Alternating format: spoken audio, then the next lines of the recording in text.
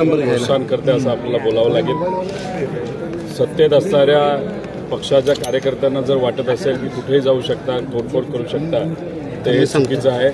त्यांच्या पक्षाच्या पक्षश्रेष्ठींनी या बाबतीत कारवाई करण्याची जरूरत आहे।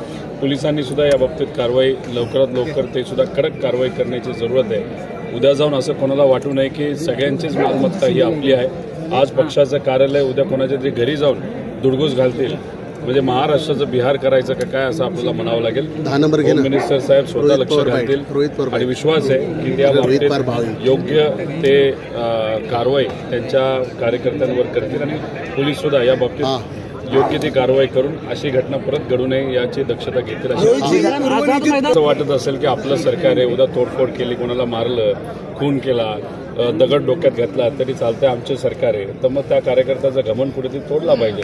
प्रशासनाने तोडला तर नाही तर सरकारने तोडला पाहिजे। आता भाजप त्या बाबतीत काय करते हे आपल्याला बघावं लागेल।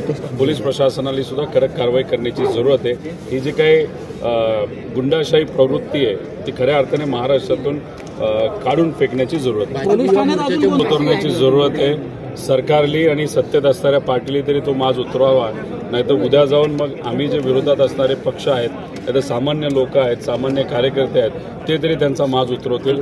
त्यामुळे उगाच दुसऱ्याच्या पक्षाच्या कार्यालयामध्ये जाऊन तोडफोड करणं हे कितपत योग्य। उद्या कोणाच्या तरी घरी जातील, उद्या मग जसं परभणीला घडलं की घरात जाऊन लोकांना बाहेर काढून तिथं मारलं, तर तसं जाऊन जर महाराष्ट्रात अशा गोष्टी व्हायला लागल्या तर मग कायदा व सुव्यवस्थेची काय परिस्थिती राहणार आहे। त्यामुळे योग्य असा आदेश हा होम मिनिस्टर साहेबांनी द्यावा, तिथं असणाऱ्या पोलीस प्रशासनाने त्या बाबतीत लक्ष घालावं। उद्या जर सत्तेत असणाऱ्या पदाधिकाऱ्यांना, पक्षाच्या पदाधिकाऱ्यांना वाटत असेल की महाराष्ट्र म्हणजे आपलीच मालमत्ता आहे, मग ते कदाचित फार हवेत गेले, त्यांना जमिनीवर आणण्याची जरूरत नाही।